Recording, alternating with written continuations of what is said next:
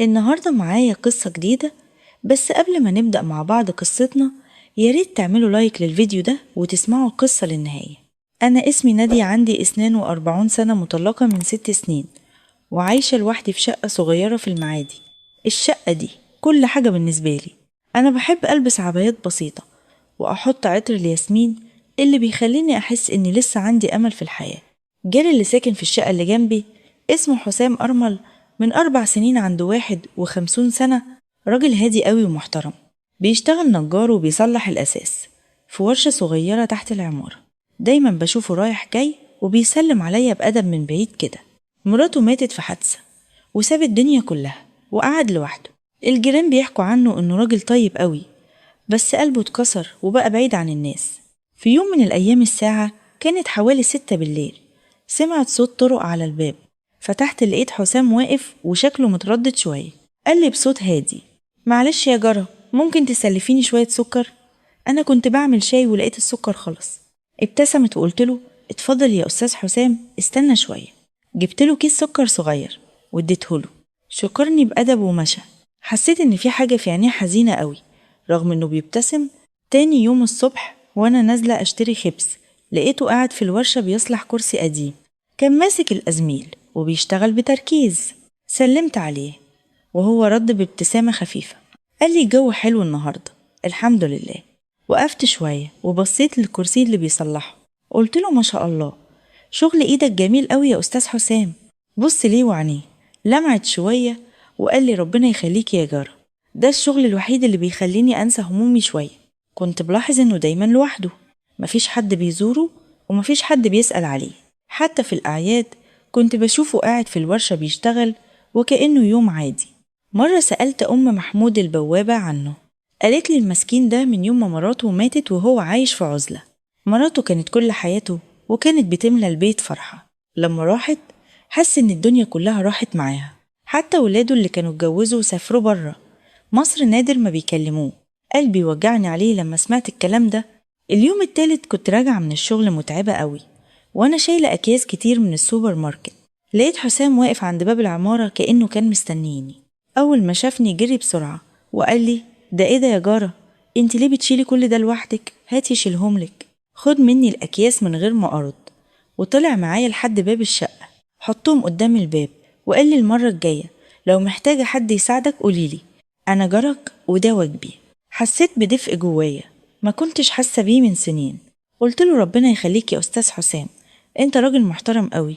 في اليوم الرابع كنت بحاول أصلح حنفية المطبخ اللي اتكسرت. فضلت أحاول ساعة كاملة ومفيش فايدة. المياه كانت بتنزل على الأرض والدنيا بقت فوضى. اتعصبت ومعرفتش أعمل إيه. قعدت على الأرض وبديت أعيط من الضغط والتعب. فجأة سمعت صوت طرق على الباب. مسحت دموعي وفتحت. كان حسام واقف ومعاه شنطة عدة. قال لي: سمعت صوت مياه كتير، ايه اللي حصل؟ في حاجة اتكسرت؟ قلت له: الحنفية اتكسرت وانا مش عارفة اصلحها. دخل من غير ما يستأذن كتير وراح على طول للمطبخ. فتح الشنطة وبدأ يشتغل بهدوء ومهارة. فضل ربع ساعة كده وبعدين قفل المية وصلح الحنفية. قام واقف ونضف ايده بفوطة كانت معاه وقال لي: خلاص اتصلحت، المرة الجاية ما تتعبيش نفسك وبلغيني على طول، أنا مش بعيد وأنا بحب أساعد. بصيت له وعينيا كانت لسه فيها دموع. قلت له: مش عارفة أشكرك إزاي يا أستاذ حسام، أنت مناقزني النهاردة. ابتسم ابتسامة حلوة وقال لي: الجيران لازم يساعدوا بعض، أنا عارف إنك عايشة لوحدك زيي وده مش سهل. قبل ما يمشي وقف عند الباب وقال لي: بصراحة أنا عارف إن الحياة صعبة لما الواحد يكون لوحده. أنا كمان بعاني من نفس الإحساس كل يوم. لو محتاجة أي حاجة مهما كانت بسيطة ما تترديش تطرقي عليا، إحنا جيران والجار لجاره. كلامه لمسني قوي. حسيت إنه مش بس بيساعدني كجار عادي لكن كأنه فاهم بالظبط اللي أنا بمر بيه. اليوم الخامس عملت غدا كتير، طبخت محشي ودجاج بالفرن وسلطة. قلت في نفسي: حسام ساعدني كتير ولازم أردله الجميل. حطيت أكل كويس في طبق كبير وغطيته ونزلت الورشة. لقيته قاعد بيشرب شاي وبياكل عيش جاف مع جبنة. قلت له: أستاذ حسام، أنا عملت أكل كتير النهاردة وحبيت أجيبلك شوية. بصلي بدهشة وبعدين ابتسم وقال لي: ربنا يبارك لك يا جارة، انتي طيبة قوي. والله أنا ما كنتش هاكل حاجة محترمة النهاردة، خد الطبق وشكرني بحرارة. حسيت إن عملت حاجة كويسة وقلبي ارتاح. لما كنت راجعة لفوق لقيت أم محمود البوابة بتبصلي وبتبتسم.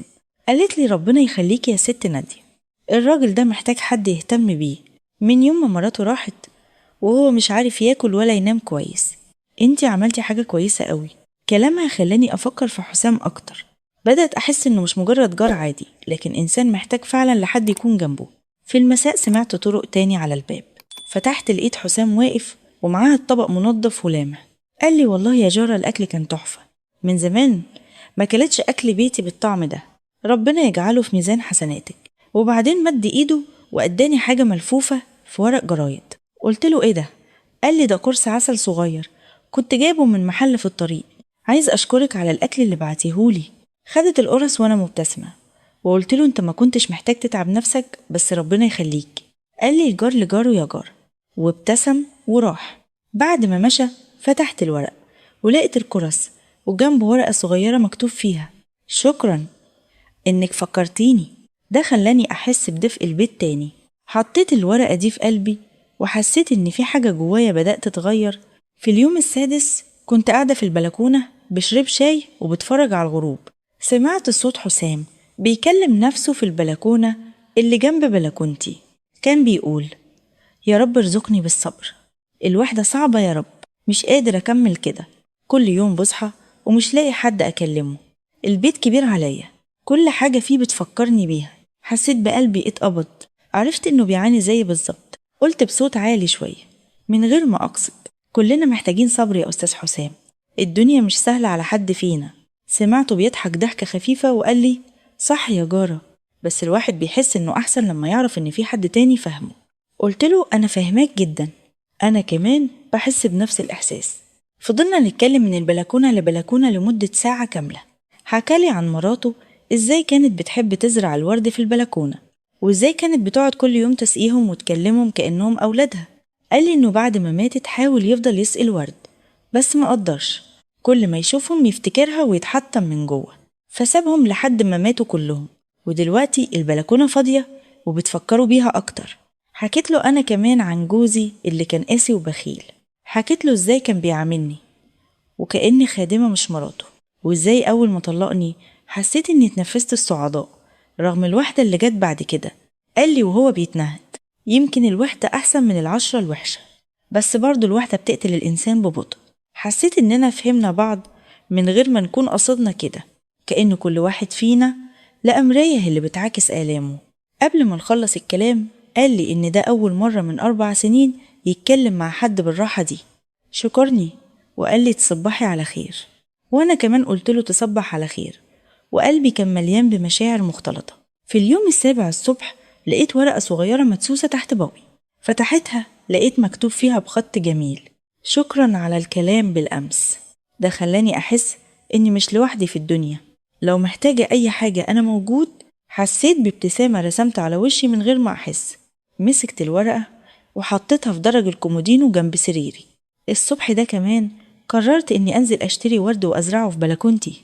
قلت في نفسي يمكن لو حسام شاف الورد في بلكونتي يحس بأمل تاني. اشتريت ورد ياسمين وورد جوري وحطيتهم في قصاص حلوة ورصيتهم في البلكونة. لما رجعت شقتي بالعصر لقيت حسام واقف في بلكونته بيبص على ورودي. لما شافني ابتسم وقال لي ما شاء الله البلكونة بقت جميلة، الورد ده بيدي أمل. قلت له إن شاء الله يكون كده، الورد بيفكرنا إن الحياة لسه جميلة مهما كانت صعبة. اليوم التامن كنت بحاول أنقل دولاب كبير في الأوضة لوحدي. الدولاب كان تقيل قوي وما قدرتش أحركه. فجأة سمعت صوت حسام من الباب بيقول إيه ده يا جارة انتي بتعملي إيه؟ الدولاب ده تقيل قوي عليكي. كنت سايبة الباب مفتوح شوية علشان الجو حر. دخل بسرعة وقال لي بعيدي يا ستي أنا هحركه، وفعلا حرك الدولاب بسهولة ووضعه في المكان اللي أنا عايزاه. بعدين بصلي وقال لي انتي ليه بتتعبي نفسك؟ أنا موجود ومستعد أساعدك في أي وقت. قلت له أنا مش عايزة أتعبك يا أستاذ حسام، انت ليك حياتك وأنا ليا حياتي. قال لي بجدية الجار مش غريب يا نادية، وأنا بعتبرك عيلتي دلوقتي. حسيت بحاجة غريبة في قلبي لما قال كده. كلمة عيلتي دي كانت وقعها عليا مختلف. قلت له ربنا يخليك يا أستاذ حسام، انت راجل طيب فعلا. قعد شوية وشربنا شاي مع بعض. اتكلمنا عن الأيام القديمة وعن أحلامنا اللي متحققتش. حكالي إنه كان نفسه يبقى مهندس ديكور، بس ظروف الحياة خلته يشتغل نجار. وأنا حكيت له إني كنت نفسي أبقى مدرسة، بس اتجوزت بدري وسبت الدراسة. كان بيتكلم بصدق، وأنا كنت بحس إني مرتاحة معاه بشكل مش طبيعي. قبل ما يمشي وقف عند الباب وبص ليه نظرة طويلة. قال لي أنا حاسس إن حياتي بدأت تتغير من يوم ما بدأت أتكلم معاكي. انتي بتدي أمل اللي حواليكي من غير ما تحسي. شكرا إنك موجودة في حياتي. مشى وأنا قلبي كان بيدق بسرعة، وأنا مش فاهمة إيه اللي بيحصل لي. في اليوم التاسع كان في عيد ميلادي. صحيت الصبح وأنا حاسة بحزن. مفيش حد فاكرني ولا حد كلمني، حتى أختي اللي ساكنة في الإسكندرية نسيت. قعدت في البيت وحيدة وبقيت أفكر في حياتي. الساعة حوالي 4 العصر. سمعت طرق على الباب، فتحت لقيت حسام واقف ومعاه تورتة صغيرة وشمعة. بصلي وابتسم وقال لي سمعت من أم محمود البوابة إن النهاردة عيد ميلادك. قلت في نفسي لازم أحتفل بيكي شوية. عيد ميلاد سعيد يا جارتي. وقفت في مكاني مصدومة ومش مصدقة، دموعي نزلت من غير ما أحس. قلت له بصوت متقطع أنت فاكر عيد ميلادي؟ مفيش حد فاكرني النهاردة غيرك. قال لي وهو بيدخل طيب ما تعيطيش كده، تعالي نولع الشمعة ونحتفل. دخل وحط التورتة على الترابيزة وولع الشمعة. قلت مني أمنية وأطفي الشمعة. قفلت عني وتمنيت إن ربنا يبعد عني الوحدة، وطفيت الشمعة. صفق بإيده وقال لي مبروك، ربنا يحقق لك كل أمنية في قلبك. قطعنا التورتة مع بعض وقعدنا نتكلم ونضحك. حكالي نكتة قديمة وأنا كنت بضحك من قلبي. كانت أحلى ليلة عيد ميلاد عديت عليا من سنين. قبل ما يمشي بص لي وقال بجدية أنا عارف إن الحياة صعبة عليكي زي ما هي صعبة عليا، بس وجودك جنبي بيخلي الأيام أحلى شوية. شكرا إنك موجودة يا نادية. وراح وساب قلبي بيدق بسرعة. بعد ما مشى قعدت أفكر في كل اللي حصل في الأيام اللي فاتت. حسيت إني بدأت أحس بمشاعر تجاه حسام، مشاعر ما كنتش متوقعاها. مش عارفة هي إيه بالظبط، بس أكيد مش مجرد إحساس بالامتنان، في حاجة أعمق من كده. بدأت أسأل نفسي هل ممكن أحب تاني في السن ده؟ وهل حسام حاسس بنفس الإحساس؟ اليوم العاشر قررت إن أعمل له غدا تاني. طبخت كبسة وعملت حلويات. نزلت الورشة لقيته مش موجود. سألت أحمد الميكانيكي اللي في الورشة اللي جنب. قال لي الأستاذ حسام تعب الصبح ونقلوه المستشفى، عنده ضغط عالي ودخل الرعاية. قلبي وقع في رجليه. قلت له المستشفى فين؟ قال لي مستشفى السلام. جريت بسرعة ورحت المستشفى. دخلت الرعاية بعد ما استأذنت وسألت عليه. لقيته نايم على السرير وموصل فيه أنابيب. بصيت له وقلبي اتقطع. قربت منه وقعدت على كرسي جنبه. مسكت ايده بهدوء. حسيت بإيده بتتحرك شوية. فتح عينيه شوية ولما شافني ابتسم ابتسامة ضعيفة. قال لي بصوت واطي جيتي يا نادية؟ قلت له وانا بمسح دموعي طبعا هاجي. انت مش غريب يا حسام، انت عيلتي دلوقتي زي ما قلت بالظبط. ابتسم وقال لي الحمد لله، كنت خايفة اموت وحدي من غير ما حد يحس بيا. قلت له بغضب ما تعقلش كده، انت هتتعافى وهترجع زي الاول، وانا مش هسيبك لوحدك تاني ابدا. الدكتور دخل وقال لي ان حسام عنده ارهاق شديد وضغط عالي ومحتاج راحة وعناية. سألني انا مين ليه؟ قلت له انا جارته وصاحبته. بص لي وقال لي طيب لازم حد يفضل معاه، مفيش حد من اهله موجود؟ قلت له ولاده بره مصر وهو ملوش حد غيري. قال لي طيب انتي تقدري تفضلي معاه؟ قلت له اكيد، انا مش هسيبه لوحده. فضلت معاه في المستشفى لمدة 3 أيام. كنت بروح له الصبح وبفضل جنبه لحد بالليل. كنت بأكله بإيدي لما ما يقدرش ياكل لوحده. كنت بحكي له حكايات علشان ما يحسش بالملل. كنت بقرأ له من الجرنال وبحكي له عن اللي بيحصل بره. الدكاترة كانوا بيبصوا لنا وبيبتسموا. واحدة من الممرضات قالت لي ربنا يخليكي لجوزك، انت ست كويسة قوي. ما صحتش لها، خلتها تفتكر اننا جوزين فعلا. في اليوم التالت في المستشفى وانا قاعدة جنبه قال لي فجأة يا نادية انا محتاجة اقولك حاجة مهمة. بصيت له بقلق. قال لي متخافيش مش حاجة وحشة، انا بس عايزة اقولك اني بقيت بحس بمشاعر تجاهك، مشاعر ما كنتش متخيل اني ممكن احس بيها تاني بعد ما مراتي راحت. انتي خلتيني احس اني لسه عايش، خلتيني احس ان في امل. انا مش عارف اسمي الاحساس ده ايه، بس انا بحس اني مرتاح معاكي بشكل مش طبيعي. سكتت شوية وقلبي كان بيدق بسرعة. قلت له انا بحاول اخفي دموعي. وانا كمان يا حسام. أنا كمان بحس بنفس الإحساس. كنت فاكرة إني خلاص انتهيت وإن مفيش أمل في حياة جديدة، بس أنت غيرت كل حاجة. أنت خليتيني أصحى كل يوم وأنا عندي سبب، خليتيني أحس إني لسه إنسانة ليها قيمة. مسك إيدي وقال لي طيب لما أطلع من هنا نفضل مع بعض، مش عايزين نعيش لوحدنا تاني. بصيت له وعينيه مليانة دموع سعادة. قلت له أنا موافقة يا حسام، أنا مش عايزة أبعد عنك تاني. ابتسم وحضن إيدي وبوسة. بعد 5 أيام الدكتور قال إن حسام ممكن يخرج، بس لازم حد يكون معاه في البيت ويتابع معاه العلاج والأدوية. قلت للدكتور أنا هكون معاه. خدته من المستشفى ورحنا البيت. قلت له تعالى شقتي أحسن علشان أقدر أتابع معاك العلاج وأطبخلك أكل صحي.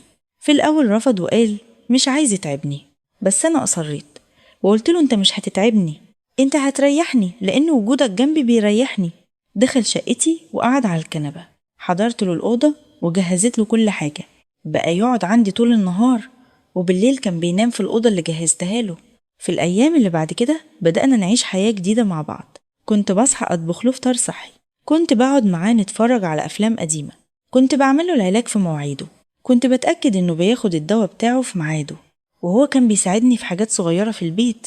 كان بيصلح الحاجات المكسورة، كان بيطلب لي الأكل لما أكون تعبانة، كان بيقعد معايا في البلكونة نتفرج على الورد ونتكلم عن كل حاجة. بقينا عايشين كأننا عيلة واحدة. بعد أسبوعين من خروجه من المستشفى وأنا قاعدة جنبه على الكنبة قال لي يا نادية أنا عايزة أقولك حاجة. بصيت له بتركيز.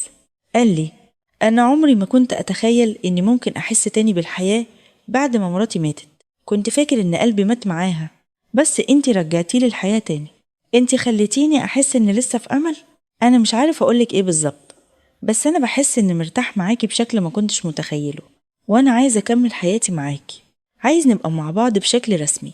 سكتت شوية وبعدين قلت له وأنا كمان يا حسام كنت فاكرة إن الوحدة هتفضل معايا لآخر عمري. كنت فاكرة إن مفيش حد ممكن يفهمني أو يحس بيا، بس انت جيت وغيرت كل حاجة. انت خلتني أحس إني لسه موجودة في الدنيا دي. مسك إيدي بهدوء وقال لي طيب نفضل مع بعض، نكمل الطريق مع بعض، مش عايزين نعيش لوحدنا تاني. بصيت له وعينيا مليانة دموع سعادة. قلت له أنا موافقة يا حسام، أنا مش عايزة أبعد عنك تاني، إحنا اتخلقنا نكون جنب بعض. حضنني بحنان وأنا حسيت بأمان ما كنتش حاسه بيه من زمان. حسيت إني رجعت الحضن الحياة تاني. من يومها بقينا نعيش مع بعض بشكل رسمي. اتجوزنا في المأذون بحضور شوية جيران وأم محمود البوابة اللي كانت فرحانة قوي وبتدعيلنا. كانت فرحة بسيطة وجميلة، مفيش بذخ ولا مظاهر، بس كان في حب حقيقي واحترام. بقى عندي جوز بيفهمني وبيحترمني، وهو بقى عنده مراه بتهتم بيه وبتحبه. دلوقتي وانا بكتب الكلام ده بعد سنة من جوازنا بقول ان الحياة ممكن تديك فرصة تانية لما تكون اقل ما تتوقع.